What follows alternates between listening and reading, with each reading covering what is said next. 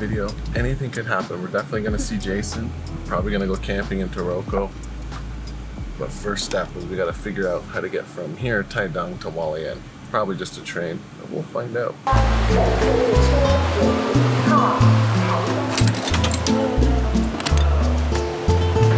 It was the last stint of our journey. The dark cloud of adulthood hung ominously on the horizon. The sound of clinking glasses, of crickets and ocean currents would soon be replaced with the buzzing of alarms and bells in subways and cars.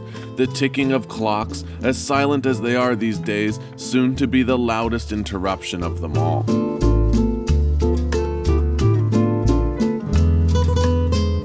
For now, things were simple. We had a tent and the desire to use it. We had filthy clothes and the need to wash them. Well, we just got to Hualien, and we don't know what the hell is going on here.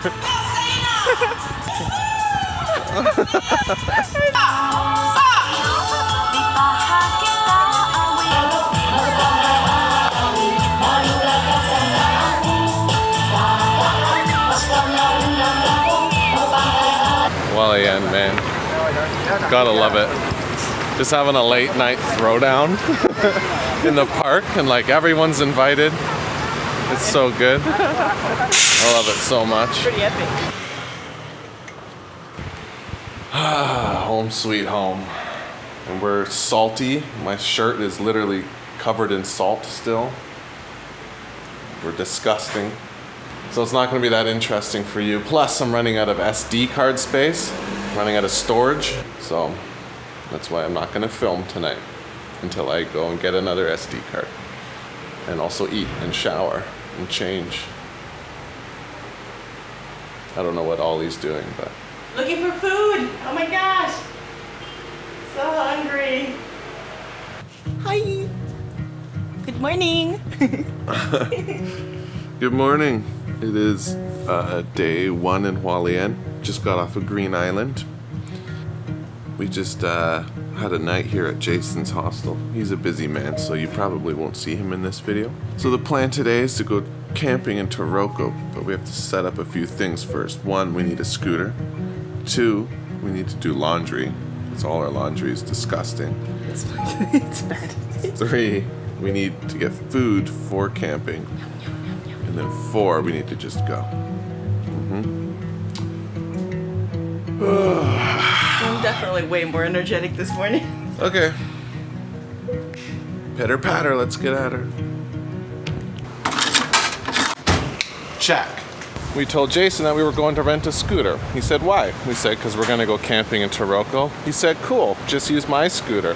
So he very generously lent us his scooter. And it's a really good one. So scooter, check. Thank you, Jason.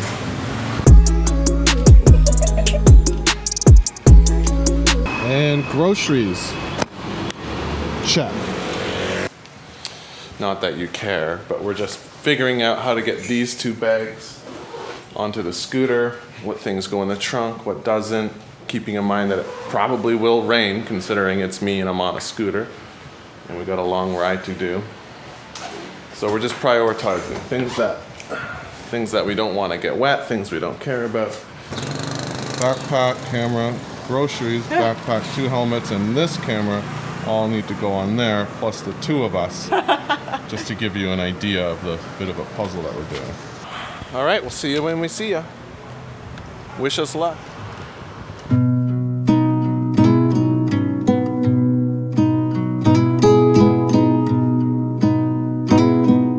Everything was sorted. The campsites are free and first come, first serve, so the need to book in advance isn't there. However, we were running the risk that it would be full.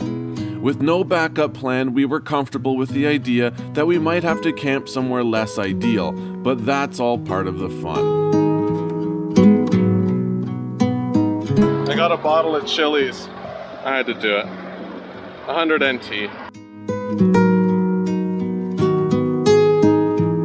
The mountain air was fresh and cool, a familiar trait of Taroko driving.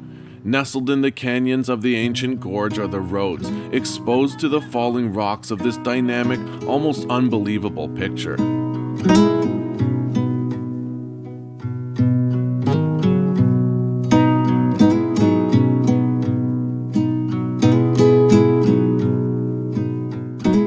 mountains are a feature that have seen all of humanity and yet have changed very little of its own accord.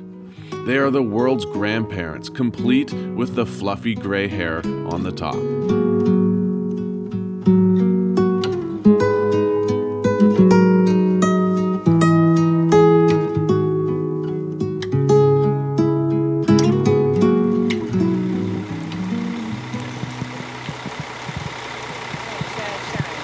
So here's the situation. There's only 2 campgrounds within miles and miles of here. The other one is under construction. This one's half under construction because I guess something broke. And the other half is all taken up. But this man back here actually just told us that if we need a place to set up our tent, that he will make room for us. So it's very nice of him. And thank God, because otherwise there's literally nowhere else to camp. And it is pissing right now. It is so cold and wet. So we're very excited to get our tent going. So thanks to him. Great guy. All right, there's been some further developments. So behind me you can see this is the camping area. It's kind of hard to tell. There's all these like wooden platforms where you put your tent on top of, which is great. But this whole section right here is under construction. Over there, behind me, maybe you can see the color of the tents, the orange. That is still useful. So that's where the guy is camping, and he's saying that when the rain stops, he's willing to make room for us. There's that. But we're thinking of just setting up our tent down on one of these platforms anyway, and then we're completely alone. Right? So that's the situation. Then we're not putting that other guy out at all. We don't have to make him move all this stuff. Like, we can just set up. The downside is that guy told us that these construction people come here around 9 a.m. So then we'll have to wake up early and probably move everything. So it's decision time. But while we make that decision, we are going to set up our tent right here on the ground behind me, where the bathrooms are, because it's dry here. It's totally covered. And then whatever place we choose, we'll just pick up the tent, walk it over to the campsite, and we're set up.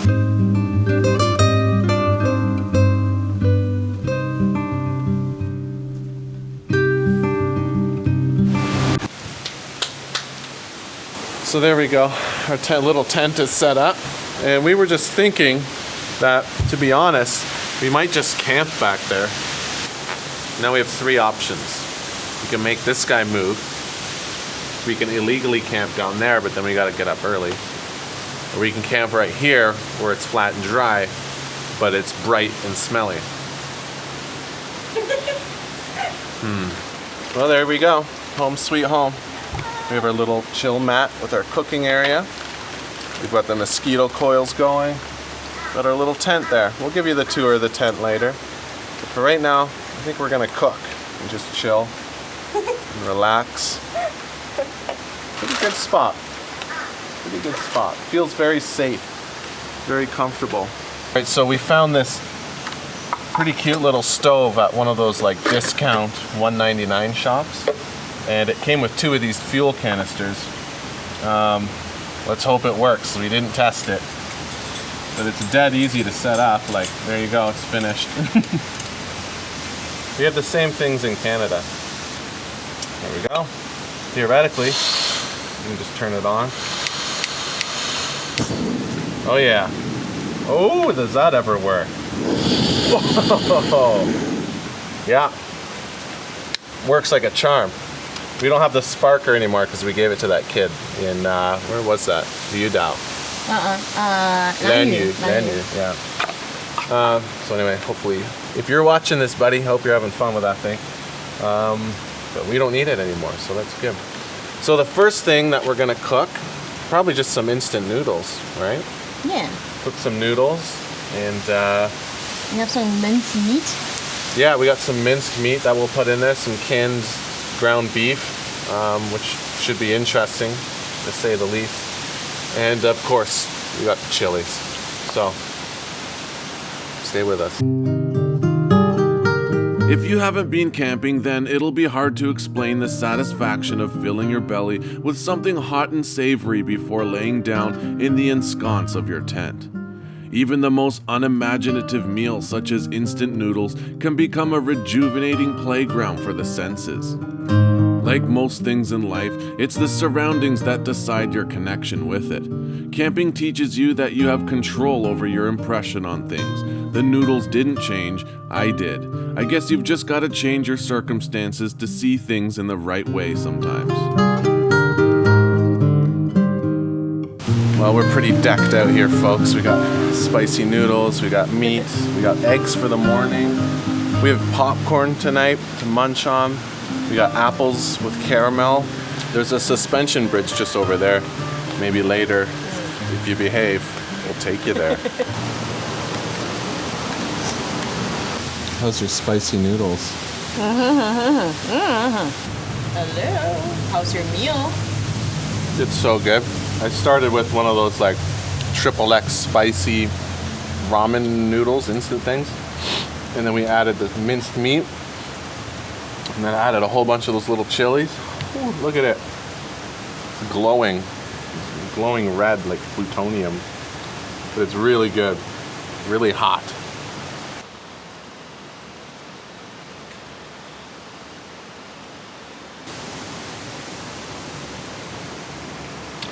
Okay, so you basically take an apple, cut it in half, scoop out the seeds, take two of these little caramel bricks, put them inside, close the apple again, wrap it in tin foil, shiny side in.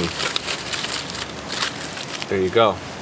Now later, we'll cook these, the apple will go soft, the caramel will melt, and it'll be delicious. Well, the rain has stopped. It's still pretty nice. We're comfy here, so we're not going to move our campsite anymore, but we are going to go for a walk to show you guys a little bit of Taroko. Not much, because it is dark, but you'll get to see some pretty cool stuff.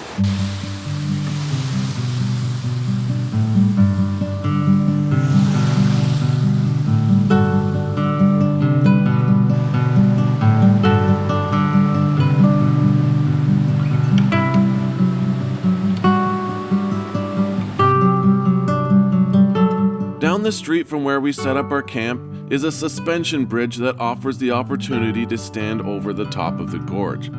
During the day, it's likely that your view will be obstructed or at least distracted by a lot of other people with the same idea. But we had it all to ourselves, with only the sound of the rushing water echoing up the mountain, the bridge cables creaking like a giant, gently rocking crib, and the nocturnal creatures all looking for partners and food under the relative safety of the night.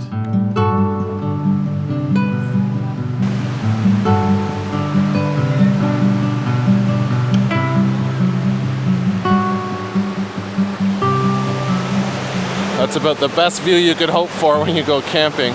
Just these towering, massive mountains, this suspension bridge that we're standing on, and all around me is just like misty mountain range goodness.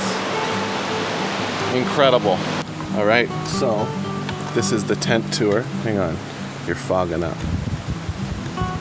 There, this is the tent tour. Nothing crazy. Here we have our little rechargeable fan that we bought for like nothing. And here's a cheap little flashlight. And it's pretty cozy. Got our Side pockets. phones charging, the side pockets, our little backpacks doing a dual purpose as pillows. And down here is where our feet will go. Feels so safe.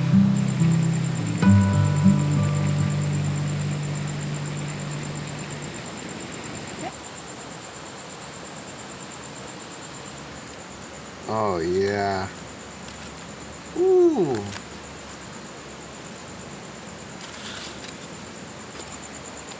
Probably could have been cooked a little longer, TBH, but it's gonna be tasty, no less. Dude just went into the women's washroom and got a hose from the women's washroom and brought it into the handicap shower. And he's like washing the shower. I don't think he works here. Pretty sure he's just a guy, just some dude. when I first moved to Taiwan, I didn't have a microwave. I didn't think anyone did. I figured that it was just something that 7-Eleven had. And also I didn't know how to ask for popcorn in like grocery stores. So I would just find these things and then I would take it home and do exactly this every time I wanted popcorn. And I often want popcorn, but it would just take forever and I'd have to stand there and like sift it. Now I know how to ask for popcorn and I know what it looks like and where to find it. So it's much easier. I just throw it in the microwave that I now have. Ooh, it's popping.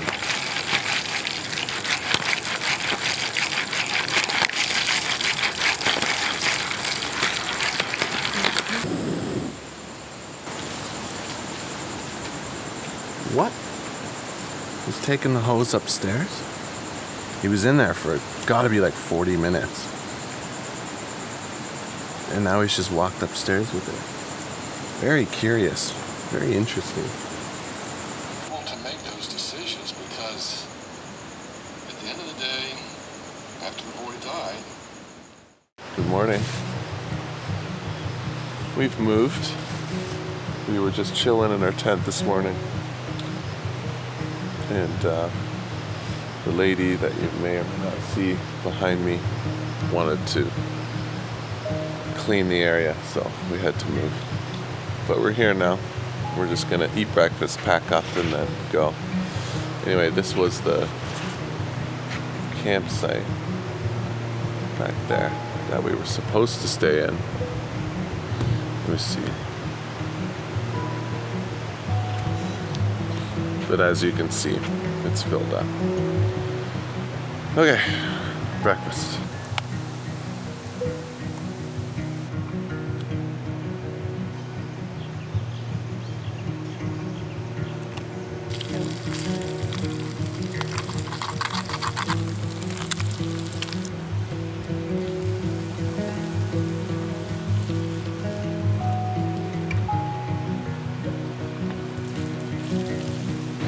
It is starting to rain again. Of course it is. So we're just gonna pack up and get the hell out of here. Because I'm sick of driving in the rain. And we're pretty much done here anyway. We had our fun. And now it is time to go.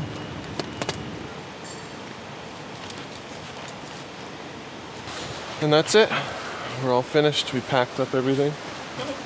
Nothing will be left behind. No garbage, no tin foil, no plastic. Now we just got to get it all back on the scooter. Go back to Jason's.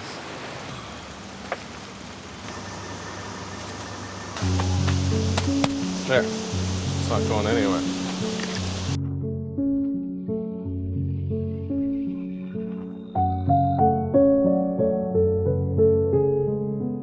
If the ride down the mountains took another week, it would have been perfect.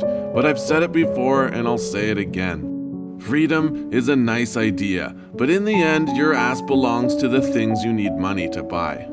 We had one more night, one last final bit of excitement before the tolling of the morning alarm bell goes from threat to reality.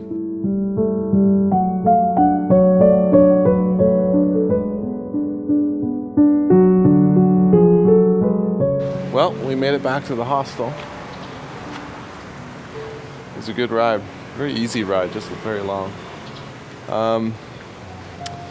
We're not actually staying in the hostel tonight. We're just here to take care of some things for Jason, and then we are gonna go stay at another place, a bit of a fancy place, the last night before we go back to Taipei and go back to our regular lives, working every day. Vacation's coming to an end. It sucks. It'll be nice to sleep in my own bed, I'll tell you that much. And just like that, we're fresh, we're showered, I shaved, we changed, and we're going for Indian food. We spent our last night just relaxing and eating and enjoying the comfort of our hotel, reminding each other about all the things we saw and the people we met along the way.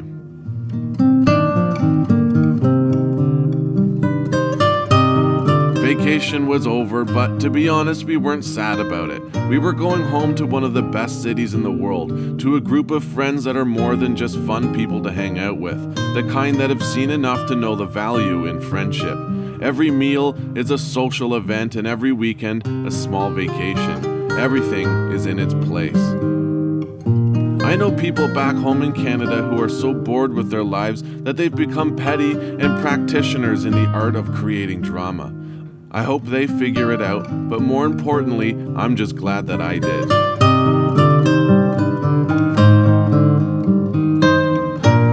I guess I'm just drawing comparisons between the end of season 1 and this one. It's kinda hard not to. I'm always getting wrapped up in some kind of way of thinking like that. It feels like an entire lifetime has passed since then. Things keep getting better. It's not without its trials and tribulations, but it goes on. I keep living despite my younger predictions. I think maybe it's because I keep finding things to laugh at and adventures to have and people to love. In a weird way, these videos make travel-related problems something of an excitement, something to embrace rather than despise. No matter what happens, I can always say, well, it makes for good television. Maybe that's the lesson here. Something about changing yourself rather than expecting that everything should be okay all the time. Maybe there is no lesson. I don't know. Whatever. Thanks for watching, folks. It means a lot to me that you're still here. Don't forget to subscribe this time and hit the thumbs up if you could be so bothered. See you in the next one, folks.